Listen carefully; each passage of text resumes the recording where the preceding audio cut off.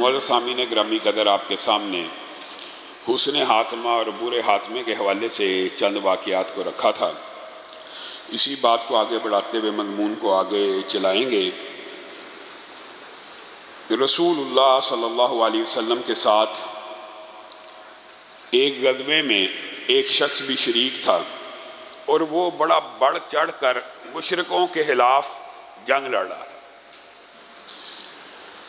اور وہ مشرکوں کی گردنوں کو کاٹ رہا تھا بڑی تیز رفتاری سے، بڑی جرت اور شجاعت کے ساتھ۔ لوگ اس کی جرت اور بہادری دیکھ کر دھنگ رہ رہے تھے۔ تو اچانک رسول اللہ صلی اللہ علیہ وسلم نے فرمایا، یہ شخص جہنم میں جائے گا۔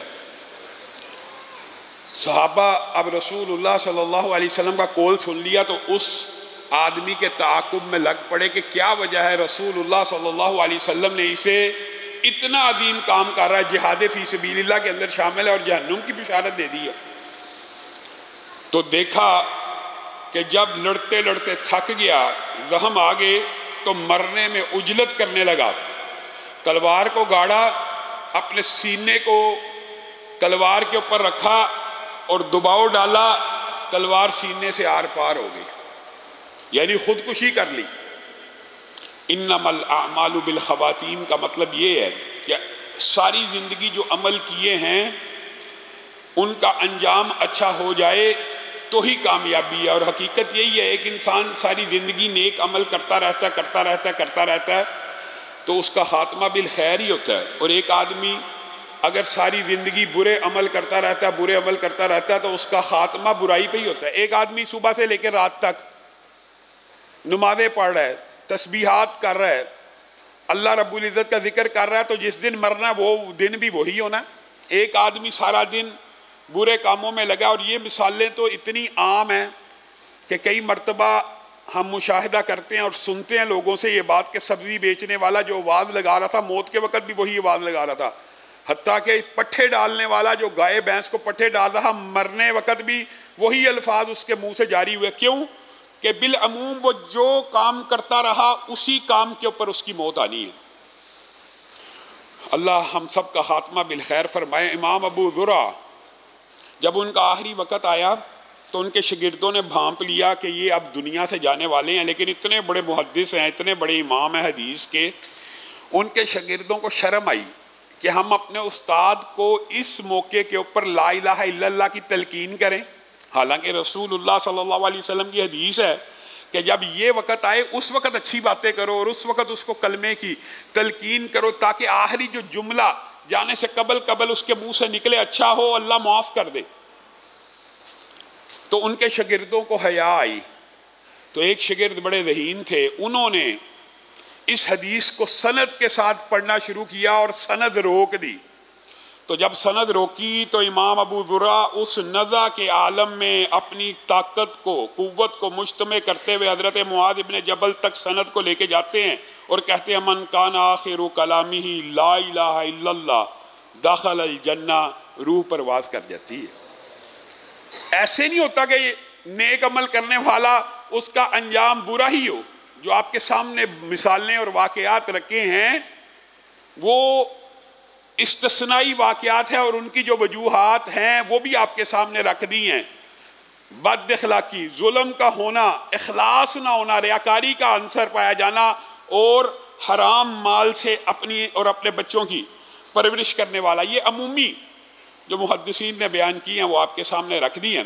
اچھا، یہ تو احادیث اور اخبار اسلاف کی باتیں ہیں۔ آج آپ انٹرنیٹ اٹھائیے، میں حیران رہ گیا، جب انسان کوئی مضمون تلاش کر رہا ہوتا ہے تو سارا دماغ پھر اسی طرف چلتا رہتا ہے۔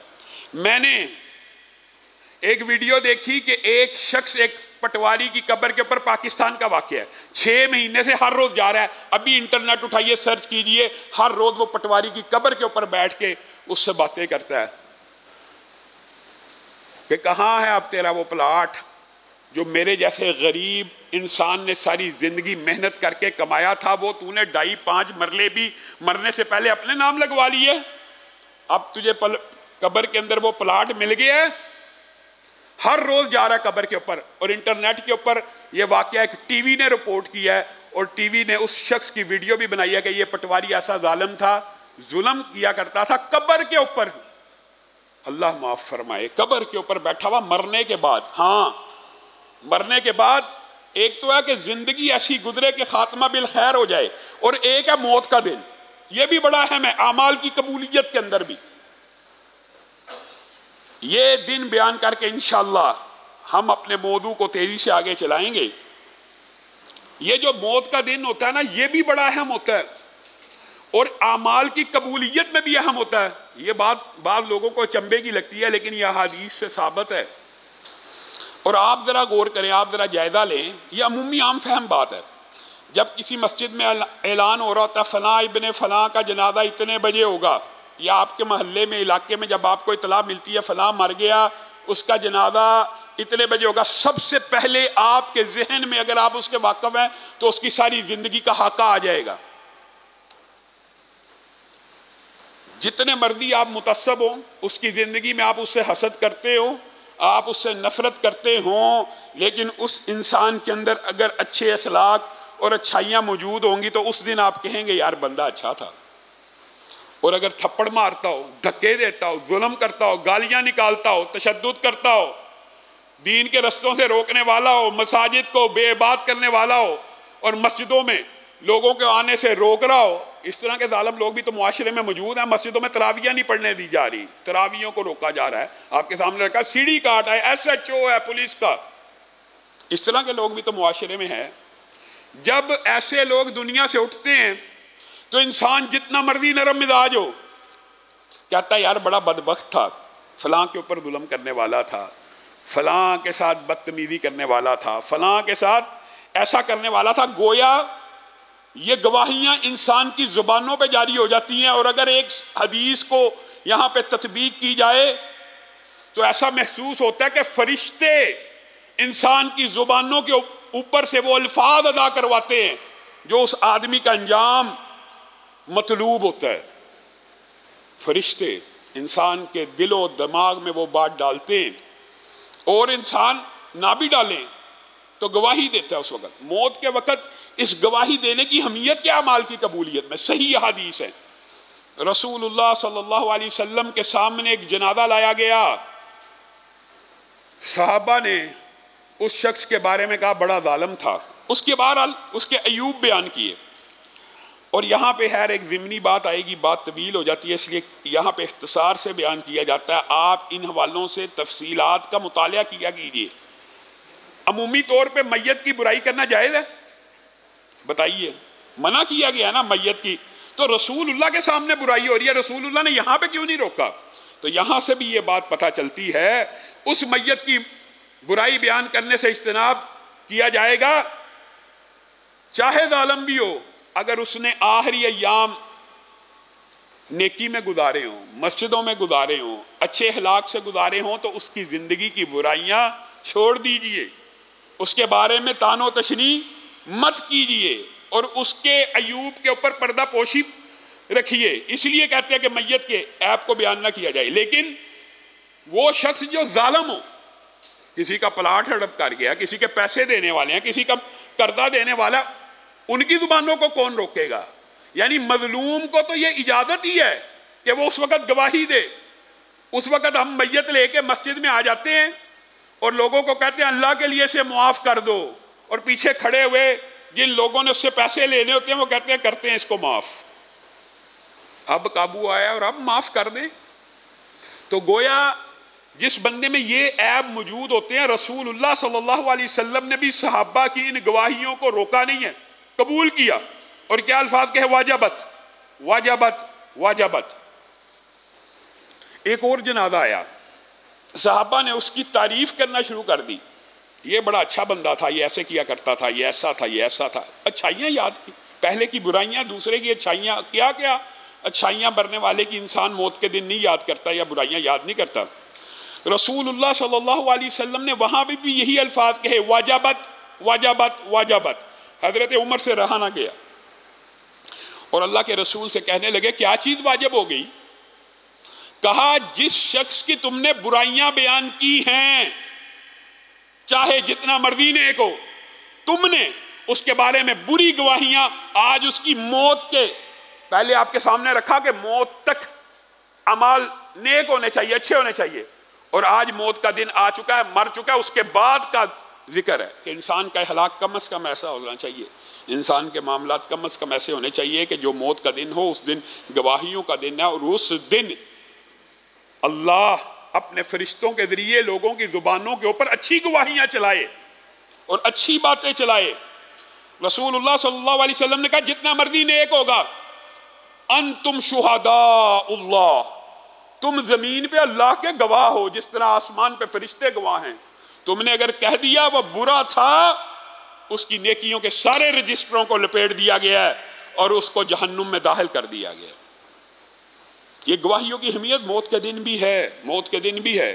اس لیے کہتے ہیں حقوق اللہ، اللہ کے ساتھ معاملہ بھی سیدھا کرنا ہے، لیکن جو معاشرتی معاملات ہیں، کسی کا پیسہ دینا ہے، کسی کے ساتھ ظلم کیا ہوا ہے، کسی کو گالی دی ہوئی ہے، آج اس دنیا میں رہتے رہتے معافی مانگ لو، اس دنیا میں رہتے رہتے معاف کروا لو، وہاں پہ نیک اعمال دے کے جان چھوٹنی ہے کم از کم، یا اس کے گناہ لے کے، اور گناہ بھی ایسے جو تم نے نہیں کیے ہوں گے، لینے پڑیں گے۔ یہ چھوٹے موٹے ظلم سب کر کے انسان یہ سمجھتا ہے میں بچ جاؤں گا، اللہ کی قسم نہیں بچ سکتا۔ ڈرنا چاہیے ظالموں کو، بے جا دین کے رستوں میں رکاوٹیں ڈالنے والوں کو، وہ دن آنے والا دور نہیں ہے۔ جتنا مرضی جی لے بندہ، وہ بندہ جو 1000 برس سے زیادہ عمر پا کر اللہ کی بارگاہ میں پیش ہوگا، اللہ پوچھے گا کم لبستم، وہ کہے گا لبستو یومن او بعد یوم، ایک دن یا ایک دن سے بھی تھوڑا عرصہ تھا اس دن کی طوالت کو دیکھ کر میں اور آپ۔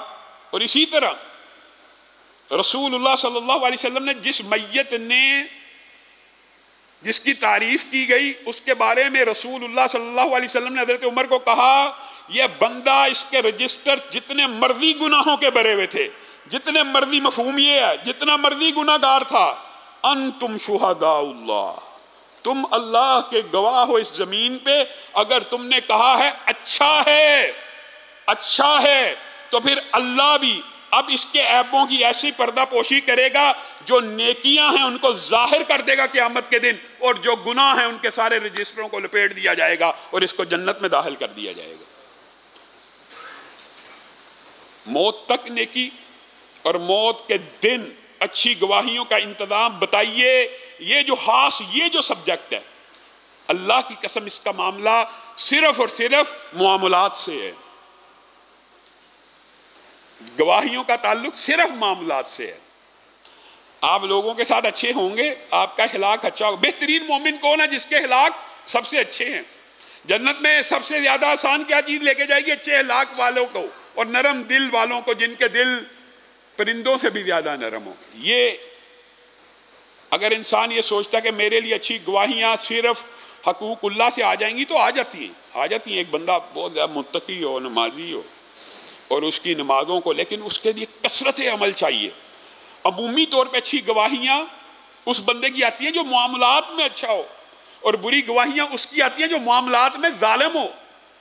تو یہ خاص اینگل کو سمجھنا بڑا ضروری ہے۔ اور قرآن پاک کی ایک آیت تو بڑی عجیب ہے، فما بکت علیہم السماء والارض وما کانوا منذرین۔ فرعون اور آل فرعون، ان کا پورا لشکر سمندر میں ڈوب گیا، اور اللہ رب العزت فرماتے ہیں فما بکت علیہم السماء والارض وما کانوا منذرین۔ ان کے اوپر نہ آسمان رویا، نہ زمین روئی، نہ ان کو مہلت دی گئی۔ کم ترکوا من جنات وعیون، کتنی نہریں اور کتنے چشمے جو چھوڑ کے چلے گئے، کتنے محلات تھے، کتنے خوبصورت گھر تھے، کتنی فصلیں لہلہا رہی تھی، کتنے باغات تھے، اچانک نکلے تھے۔ پورے کا پورا لشکر آخر اپنے محلات کو اور مکانات کو چھوڑ کے ہی آیا تھا نا، اور کتنے چشموں اور نہروں کو چھوڑ کے آیا۔ جب وہ پورے کا پورا سمندر میں غرق ہو گیا، نہ آسمان روئی نہ زمین روئی۔ اور عبداللہ ابن عباس کی تشریح اور صحیح مسلم اور دیگر احادیث کی کتب میں جو احادیث آتی ہیں، وہاں سے یہ بات پتہ لگتی ہے۔ اس آیت کا ترجمہ کیا ہے؟ اس آیت کا ترجمہ وہی ہے، اگر حدیث کی روشنی میں دیکھا جائے تو رسول اللہ صلی اللہ علیہ وسلم نے فرمایا جب میت اٹھتی ہے تو مستریح او مستراح منہ یا مستریح و مستراح منہ، دونوں روایات موجود ہیں. یا وہ بندہ آرام پا جاتا ہے دنیا کی مصائب اور علائش اور دنیا کی مصیبتوں سے، یہ وہ ہے جو بندہ مومن ہے. او مستراح من، یا اس زمین کے اوپر رہنے والی مخلوقات اس بندے سے آرام پا جاتی ہے. بس دو کیٹیگری ہیں، یا بندہ آرام پا جاتا ہے دنیا کی آزمائش مصیبتوں سے، یا اس بندے سے مخلوقات ساری کی ساری یستریح منہ، حدیث کے الفاظ ہیں یستریح منہ البلاد والشجر والدواب. رسول اللہ صلی اللہ علیہ وسلم نے فرمایا اس سے لوگ آرام پا جاتے ہیں، اس سے شہر آرام پا جاتے ہیں، اس سے درخت آرام پا جاتے ہیں، اس سے درندے اور پرندے اور چرندے آرام پا جاتے ہیں. ایک بدبخت، بد عمل، بے عمل، فاسق و فاجر جب دنیا سے جاتا ہے تو یہ جو مخلوقات ہوتی ہیں یہ بھی اللہ کا شکر ادا کرتی ہیں کہ اللہ اچھا ہوا اس کو تو نے اٹھا لیا، جان چھوٹی، اس کی نحوست کہیں ہم پہ نہ پڑ جائے. اور حدیث کے الفاظ ہیں لولا البہائم، اگر جانور نہ ہو تو اللہ تعالیٰ یہ بدبخت لوگوں کی وجہ سے آسمان سے بارش کا ایک قطرہ نازل نہ کرے. مخلوقات کے اوپر رحم کرتے ہوئے اللہ تعالیٰ بارش نازل کر دیتا ہے. تو وہ مخلوقات جانوروں کی ہوں، درختوں کی ہوں، گھروں کی دیواریں ہوں، گھروں کے باغ ہوں، وہ اللہ کا شکریہ ادا کرتے ہیں. اللہ اس بدبخت سے تو نے جان چھڑا دیا، ایسا بد عمل تھا، ایسا بے عمل تھا، یہاں پہ گندے پروگرام دیکھتا تھا، یہاں پہ گندی عورتوں کو دیکھتا تھا، یہاں پہ شراب پیتا تھا، جو اس کی بد عملی ہے، یہاں پہ حرام کمایا وغیرہ وغیرہ. اور جو نیک آدمی اللہ رب العزت کی بارگاہ میں پیش ہوتا ہے تو زمین بھی روتی ہے اور آسمان بھی روتا ہے. سبحان اللہ. آسمان رونے سے مراد عبداللہ ابن عباس اور صحیح حدیث کے الفاظ ہیں آسمان میں ہر بندہ مومن کے لیے، آسمان کو اللہ نے اتنا وسیع بنایا ہے، اللہ کی حکمتیں ہیں، ہر بندہ مومن کے لیے ایک الگ دروازہ اللہ رب العزت نے آسمان میں رکھا ہوا ہے، ہر بندہ مومن کے لیے. جب بھی کوئی بندہ مومن سبحان اللہ کہتا ہے تو اس کا وہ عمل اس بندے کے لیے مختص دروازے سے گزر کر اللہ رب العزت کی بارگاہ میں پیش ہوتا ہے. بندہ یہاں پہ بیٹھ کے سبحان اللہ کہتا ہے، انسان کے لیے جو الاٹڈ دروازہ ہے، جو مختص کیا گیا دروازہ ہے، وہاں سے جا کر عرش کے ارد گرد چکر لگاتا ہے، سبحان اللہ کا کلمہ اللہ کو بھی یاد کرواتا رہتا ہے کہ فلاں ابن فلاں نے، اور اللہ تو بھولتا بھی نہیں ہے، لیکن اللہ اعزاز بخشتا ہے اپنے ذکر کو، اپنی تسبیح کو. تو وہ دروازہ جس وقت نیک آدمی مر جاتا ہے، وہ دروازہ جاندار نہیں ہے، حس موجود ہے، وہ دروازہ سوچتا ہے کہ بڑا وقت گزر گیا، نہ سبحان اللہ آ رہی ہے، نہ اللہ اکبر آ رہی ہے، نہ سورت فاتحہ آ رہی ہے، نہ سجدوں میں پڑھنے والے اذکار آ رہے ہیں، نہ رکوع آ رہا ہے، وقت تو بہت گزر گیا، یہاں سے ان اوقات میں نیکیاں گزرتی تھی فلاں ابن فلاں کی. جب اس کو پتہ لگتا ہے کہ ایک عرصہ گزر گیا، یہ نیکی یہاں سے نہیں آ رہی، تو وہ دروازہ رونا شروع کر دیتا ہے کہ اللہ تیرا نیک بندہ چلا گیا جو یہاں سے جس کی نیکیاں گزرتی تھی، اب بند یہ دروازہ. وہ زمین کی جگہ صحیح حدیث سے یہ بات ثابت ہے، وہ سجدے کی جگہ جو تشریحات محدثین نے کی ہیں کہ وہ جگہ جہاں پہ وہ سجدے کرتا تھا وہ جگہ روتی ہیں.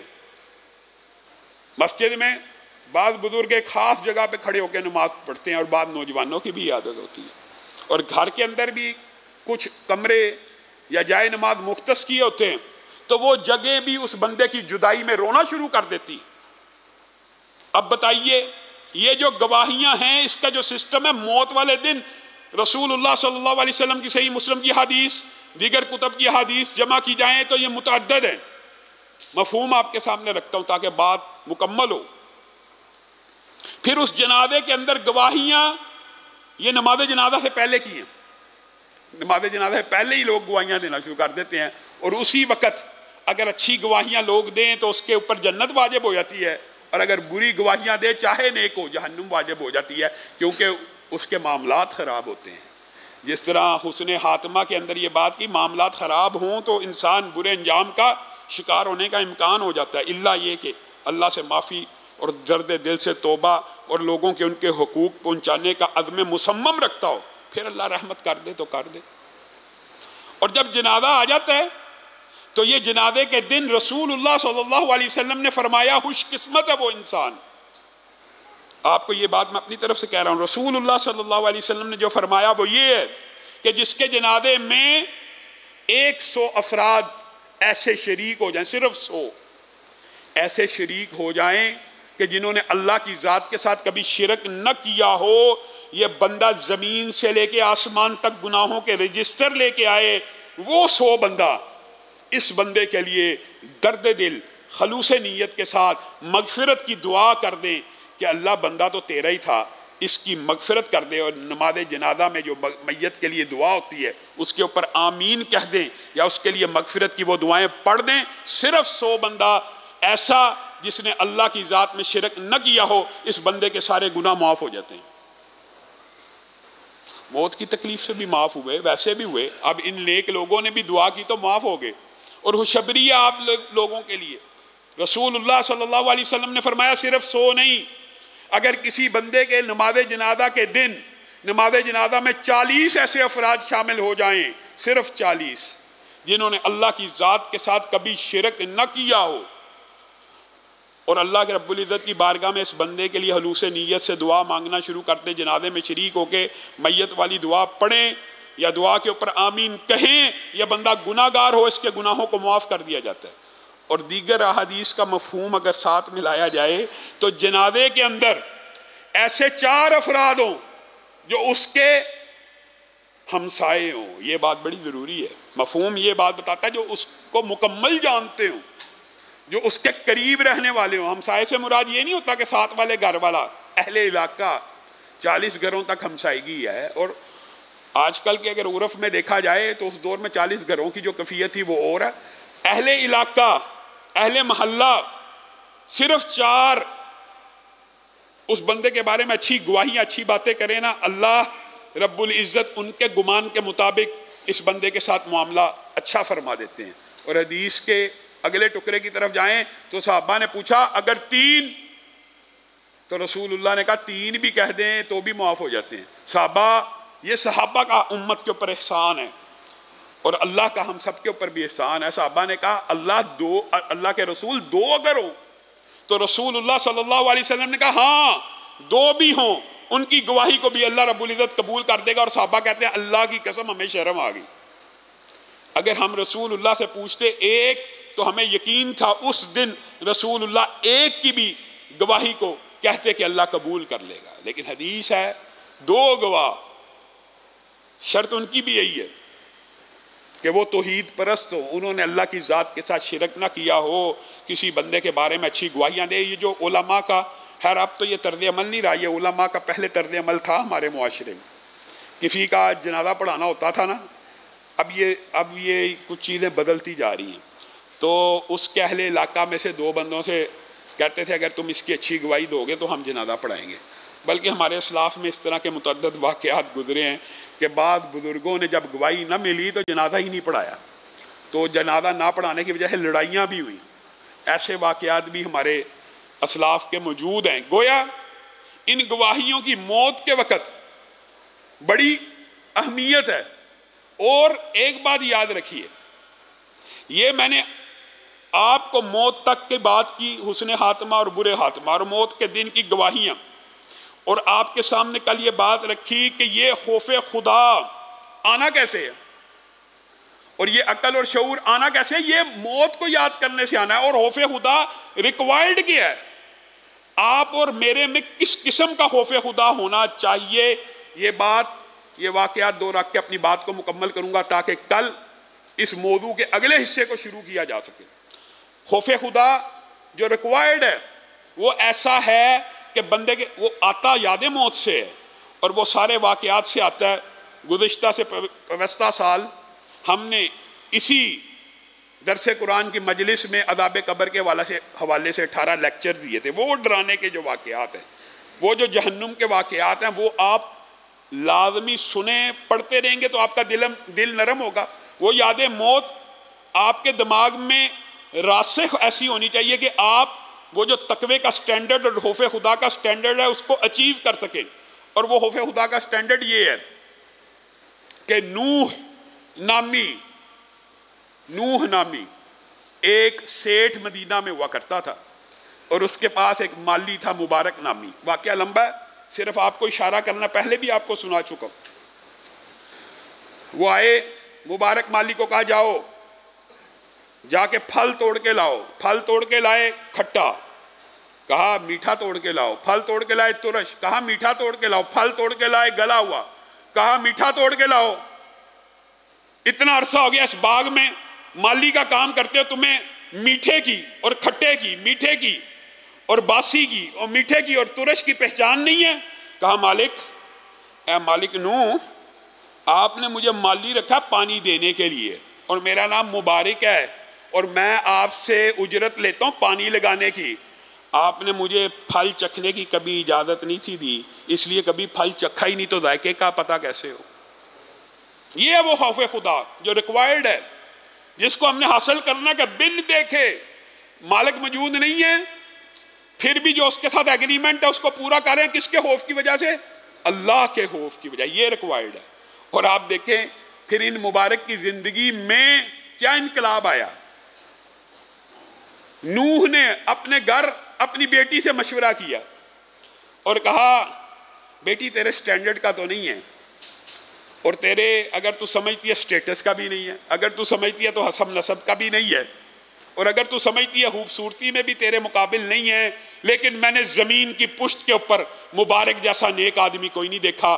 اگر تو ہاں کرتی ہے تو میں تیرا نکاح اپنے اس ملازم سے کرنا چاہتا ہوں. سبحان اللہ. اپنی بیٹی کا نکاح کیا.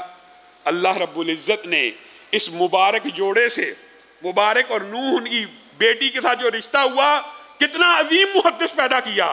عبداللہ ابن مبارک ان کے گھر تشریف لے کے آتے، ان کے گھر پیدا ہوتے. نیک متقی اور تقوی ایسا ہو تو اولاد عبداللہ ابن مبارک جیسی ہو جاتی ہے. ٹائم بہت زیادہ ہو گیا، انشاءاللہ یہیں سے اپنی بات کو آگے شروع کریں گے. سبحان ربک رب العزت عما یصفون وسلام علی المرسلین والحمد للہ رب العالمین.